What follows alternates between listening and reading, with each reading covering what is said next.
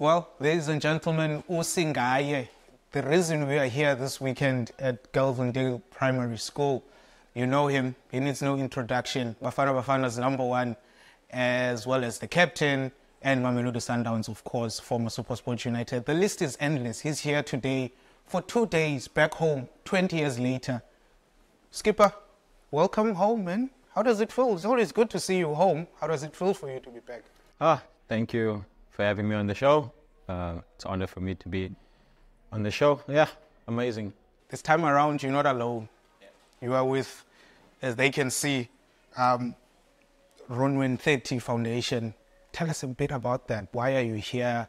How long are you here? And the vision behind the visit with the foundation. Obviously, we're here where it all started for me.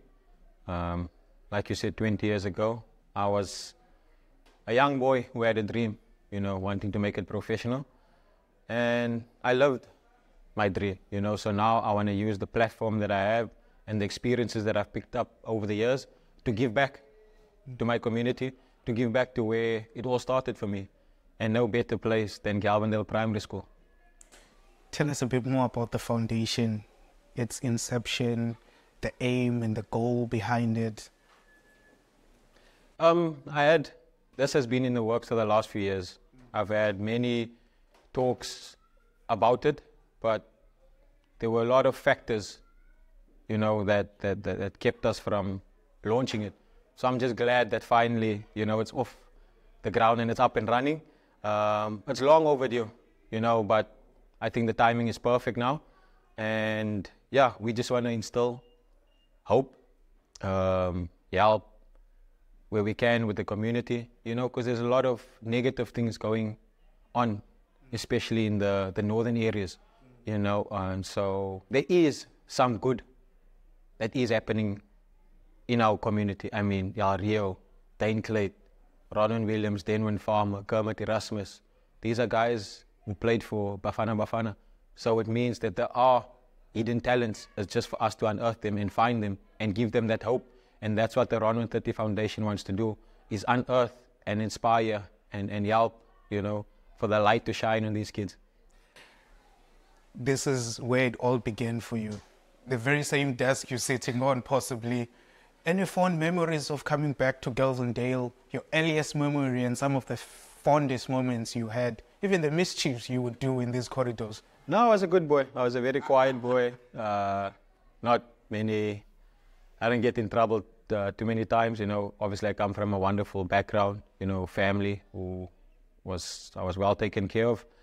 So, yeah, I'm just glad to see that a lot of the teachers, the sirs that are still here, and still looking as young and still have that energy, to teach and give back and help our community as well. So I'm just glad and happy that I can, 20 years later, come and show all the lessons that they taught me when I was at that age, that I did listen.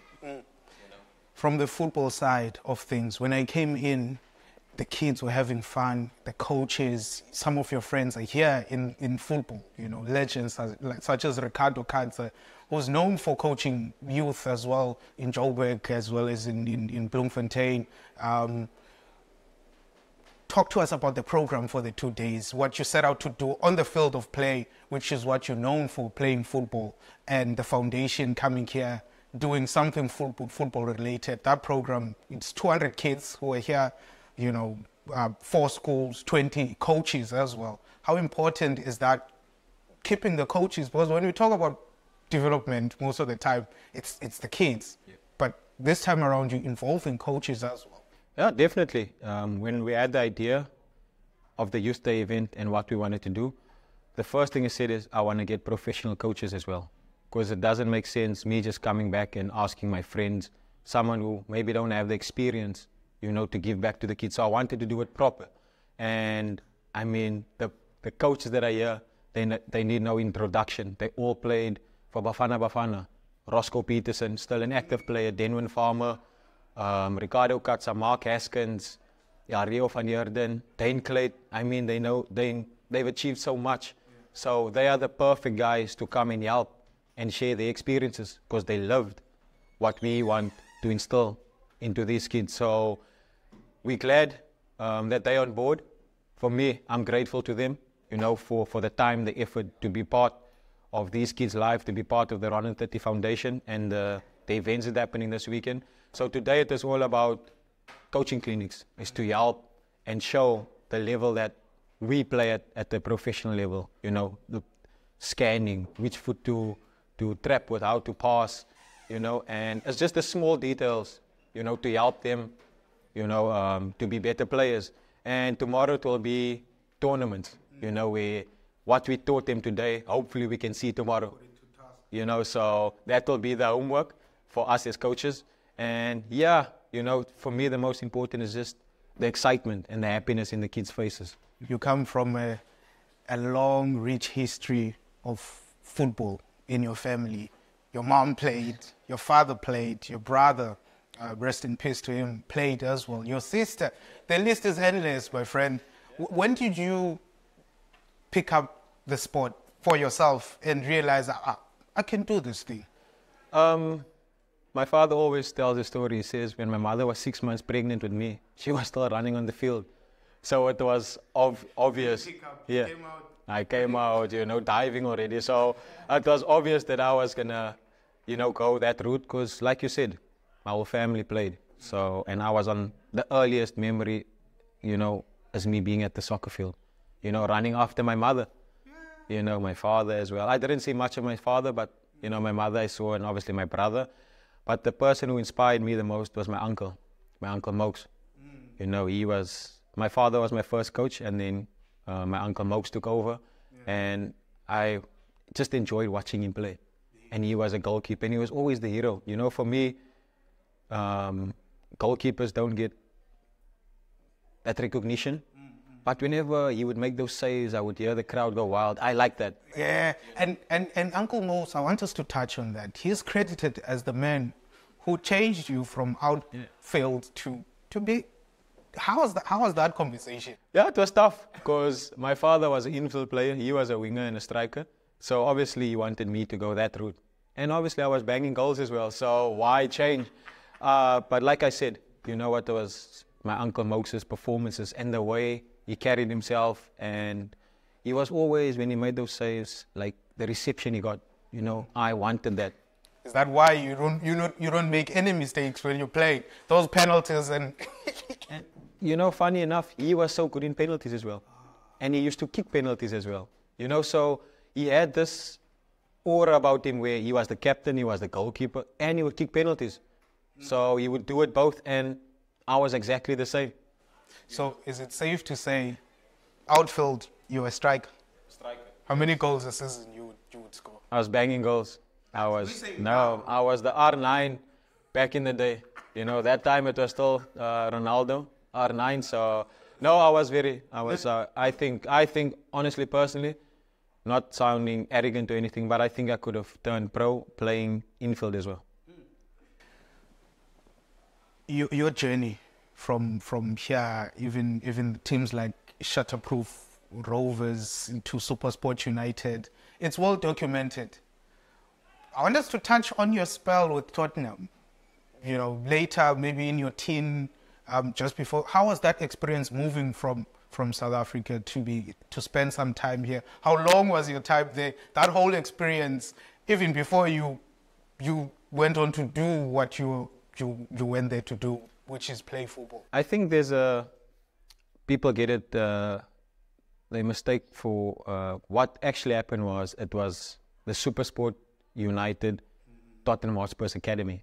It was a link. It wasn't that I moved to Tottenham. You know, we would go, I think in June holidays, school holidays, we would go and get invited to play tournaments, you know, against Tottenham, Man United, and they would host us, you know, so it wasn't that I was part of the Tottenham. I mean, if I got that opportunity, I would have grabbed it with both hands. So, but I mean, there's so many players that we trained that made it.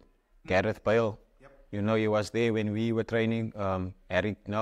Ryan Mason was the assistant coach. You know, we played against him. We trained with him. So it's so amazing to see players that you played with and trained with them making it at the highest level, playing for Tottenham, you know, in the bigger leagues. What are some of the key, you know, elements and information that you picked up as a youngster yourself, seeing Gareth Bale, maybe at the time he was, not who he became when we knew him as he was. Lessons from that whole experience. Just the mentality, the small details. I can remember, like I said, we went in June, so it was off season, and I think Gareth Bale he was making the transition to the first team, and he was there in the off season, training with the academy, getting fit, and that was during off season, because he had that, I'm still a youngster, I'm with the first team, but no, I still go back and train and do extra. So for me, when I saw that, it just showed why he achieved what he achieved, because us, when it's off season, we want to go to the beach, we want to enjoy ourselves. He was thinking of soccer and how we can become a star. Yeah, we're looking to turn up while they are looking how to add that small details to make them even better players. What do you hope the youth of Galvendale, even the primary school itself, the learners, can learn from this experience of this weekend as Youth Month, and they take it going forward? Like our motto states, your dreams are valid. And where we come from, it's the other way around. They tell you can't do that. You can't reach for the stars, and they say, no, there's a stereotype that you're from the ghetto, so you must do what they do here.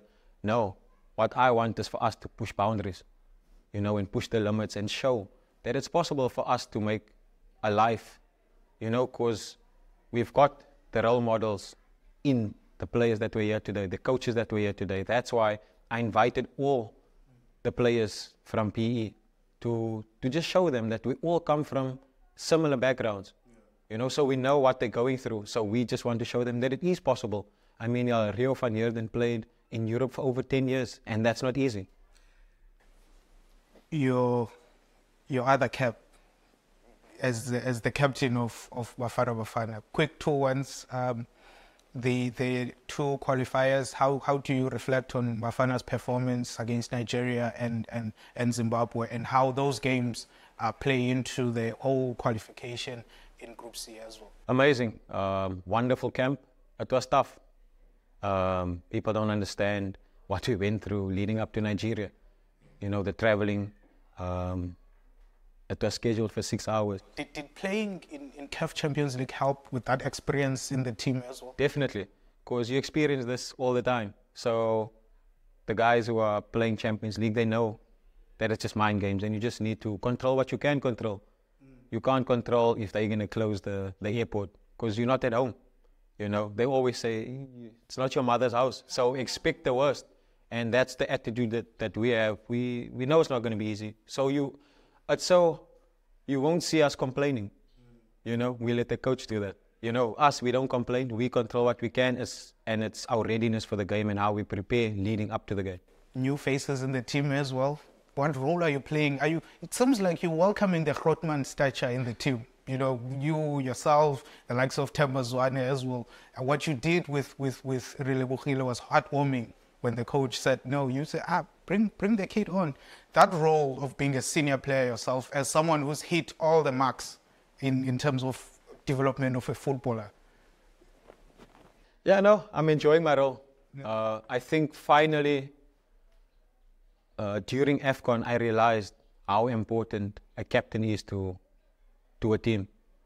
There were many instances where after the first game where we lost, and you could see everyone was dejected a bit, and I had a 5-minute talk and said, it's still possible for us to go all the way.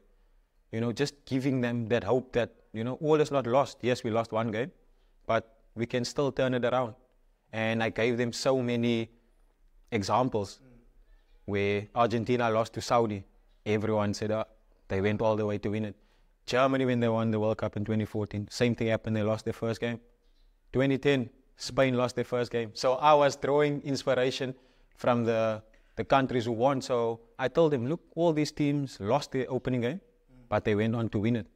So they saw, look, our captain is still hopeful. So let us all, and you could see in training after that, we trained like a team who believed we can go all the way. Yeah, the coach spoke about the camaraderie in the team, the brotherhood, the friendship, you know. Ronza, as we wrap up, it's Youth Month, it's Youth Day. This weekend, you are having a Youth Day tournament as well. Your message to the youth of South Africa as the face of football in Mzantsi? Yeah, I mean, like they say, no youth, no future. So, but it's time that us as the youth, you know, we be more bolder, you know, and stop letting our circumstances pull us back from achieving greatness, you know, because it's so easy to fall into the trap that, oh no, I don't have this, so I can't achieve that, you know. Try and push boundaries and, you know, just believe that it is possible, you know, to achieve greatness. And for me, it's the most important thing that I've learned in my career, in life, is just to persevere. You know, persevering is key. You know, when things is not going well, just keep knocking and keep going, you know. Fall, like Muhammad Ali said, fall 7 times, get back up, and you just keep going. You're not going to win every game. You're not going to be loved by everyone. And accept that and embrace it. You know, like I always say, control what you can control. Ladies and gentlemen, from number 1 to you, keep going. Ronza, thank you, Skip. Thanks so much. I'll wait.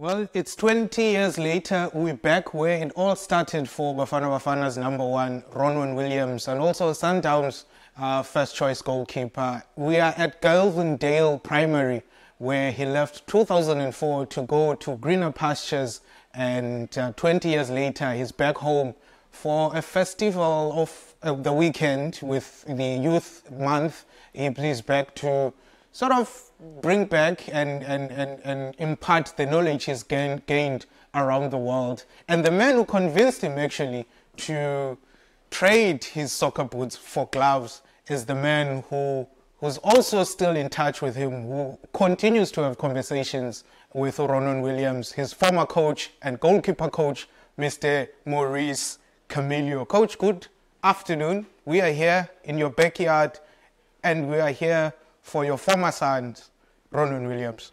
Good afternoon to you, and good afternoon to all the listeners. I'm humbled to be here in your presence. How do you feel being in this space and seeing Ronwen, you know, interact with the kids as he was a kid himself when you interacted with him, coaching him? It makes me feel great. Really, I get goosebumps every time I see what is done, and that is plowing back to the community, to his school. Really, I think he deserves all the honors that he got, and by keeping his feet on the ground and praying and giving all the honor and glory to the Father above, you cannot go wrong. We see him now as a world-renowned goalkeeper. How was he as a kid, Ronwen? Was he coachable? Before we even get to the most famous part about you and Ronwen's relationship.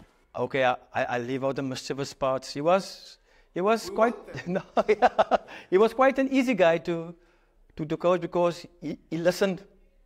Yeah. He always listened to it, and he always wanted to learn. He always wanted to know why this, why that.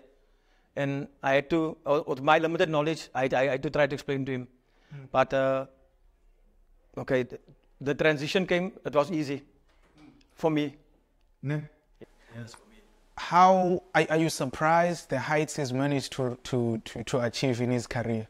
Not really, because when we played the top teams, then I said, Ronwen, to the polls.